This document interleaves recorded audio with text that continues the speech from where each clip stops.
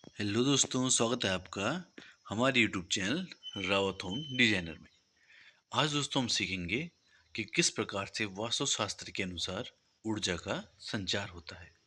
यहाँ पर दोस्तों हम नॉर्थ पोल, साउथ पोल भी देखेंगे और साथ ही साथ ग्रह भी देखेंगे, किस तरीके से हमारे वास्तुशास्त्र को प्रभावित करते हैं और किस तरीके से हमारा वास्तु बनता है।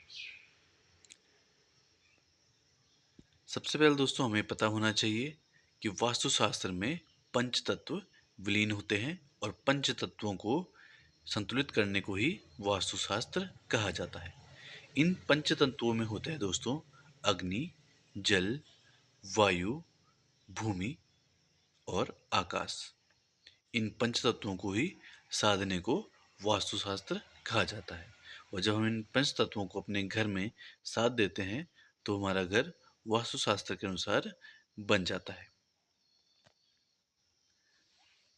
ये दोस्तों हमारी सभी चीज़ों को प्रभावित करता है।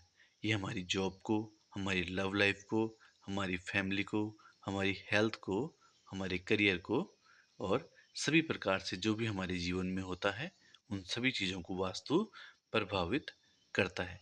इसलिए हमें वास्तु को डिटेल में समझने की ज़रूरत है और उसी के अनुसार अपने घर को बनाने की ज़रूरत है। यहाँ पर दोस्तों सभी चीज़ों के बारे में हम समझेंगे कि किस तरीके से वास्तु सभी चीज़ों को प्रभावित करता है। सबसे पहले हमारे पास एक प्लान आ रखा है, मतलब कि एक प्लॉट का साइज़ देख सकते हैं। अगर हमारे पास स्क्वायर शेप का प्लॉट रहेगा तो देखते हैं उसमें डायरेक्शंस हमारी किस तरीके से रहेंगी। ये दोस्तों हमारी सबसे पहले फ्रंट साइड में साउथ दिखाई दे रहा है हमें। अपोजिट में आ गया हमारा उसके नॉर्थ, नॉर्थ के राइट हैंड साइड पे ईस्ट और ईस्ट के अपोजिट आ गया हमारा वेस्ट।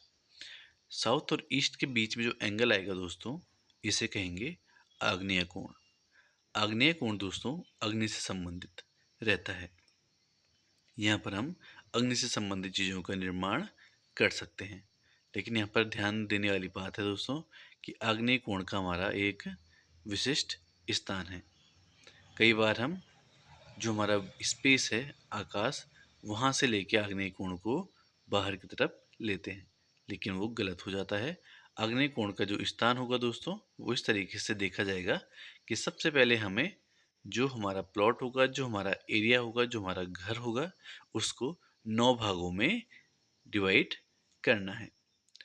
उसमें हमारे 3 स्क्वायर तो हमारे उसकी लेंथ में होंगे और 3 स्क्वायर हमारे उसकी विड्थ में बनेंगे। इसके अकॉर्डिंग हम उसे 9 स्क्वायर में डिवाइड करेंगे, जिससे कि हम आसानी से घर का वास्तुशास्त्र देख सकें। साउथ और ईस्ट के बीच में जैसा कि बताया था आपको, यहाँ पर वीनस ग्रह होता है और ये साउथ ईस्ट कोण होता है जो कि अग्नि कोण रहता है। इसके बाद आते हैं नैऋत्य कोण में। साउथ वेस्ट के बीच में ये अर्थ और भूमि से संबंधित कोण है और यहाँ पर राहु केतु रहते हैं और ये हमारा नैऋत्य कोण है। ये दोस्तों हमारा भूमि से संबंधित कोण रहेगा। कंप्लीट साउथ पे आते हैं तो हमारे मार्स, मंगल रहेगा। इसके अलावा नॉर्थ वेस्ट में आते हैं तो ये हमारा वायव्य कोण होता है। ये मून से संबंधित रहता है। वायव्य कोण दोस्तों वायु से संबंधित कोण रहता है। कंप्लीट वेस्ट हमारा सैटर्न का रहता है। अब आते हैं नॉर्थ ईस्ट कोण में। नॉर्थ ईस्ट कोण हमारा ईशान कोण होता है जो कि हमारा जल से संबंधित कोण रहता है। यहाँ पर जुपिटर ग्रह रहता है। इसके अलावा कंप्लीट नॉर्थ में मरकरी और ईस्ट हमारा सन को दर्शाता है। और सेंटर में दोस्तों ये हमारा आ गया आकाश, स्पेस। तो इस प्रकार से दोस्तों पांचों तत्व हमारे यहाँ पर साधे जाते हैं, जैसा कि यहाँ पर अग्नि, भूमि, वायु, जल और आकाश आ चुके हैं। 4 कोणों में 4 तत्व आते हैं और 5वां तत्व हमारा आता है घर के मध्य स्थान, ब्रह्म स्थान में। इससे दोस्तों हमारे सारे के सारे तत्व साधे जाते हैं। यहाँ पर हमारा सूर्य का बहुत ही ज़्यादा महत्व रहता है, क्योंकि सूर्य की उगने की दिशा हमारी पूर्व होती है। तो इसके अनुसार ही हम ये सब कुछ साधते हैं। यहाँ पर दोस्तों वास्तु चक्र में हम ये भी देख सकते हैं जो हमारे वास्तु पुरुष होते हैं वो किस तरीके से घर में विराजमान रहते हैं। नॉर्थ ईस्ट में वास्तु शास्त्र में जो हमारे वास्तु पुरुष रहते हैं उनका सर होता है, और साउथ वेस्ट में उनके दोनों पैरों के अंगूठे रहते हैं। साथ ही साथ दोनों हाथ और पैर की कोहनियाँ उनकी साउथ ईस्ट और नॉर्थ वेस्ट में क्रमशः रहती है। उनके जो दोस्तों कंधे होते हैं वो नॉर्थ और ईस्ट में रहते हैं।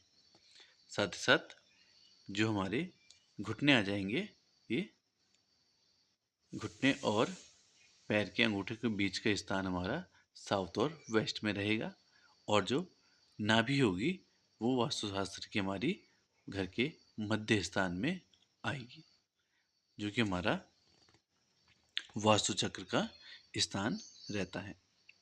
इस तरीके से दोस्तों वास्तुशास्त्र बनाया जाता है और ये हमारे सभी चीज़ों को प्रभावित करता है। आज के लिए दोस्तों वीडियो में इतना ही। मिलते हैं आपको नेक्स्ट वीडियो में, तब तक के लिए दीजिए इजाज़त। धन्यवाद।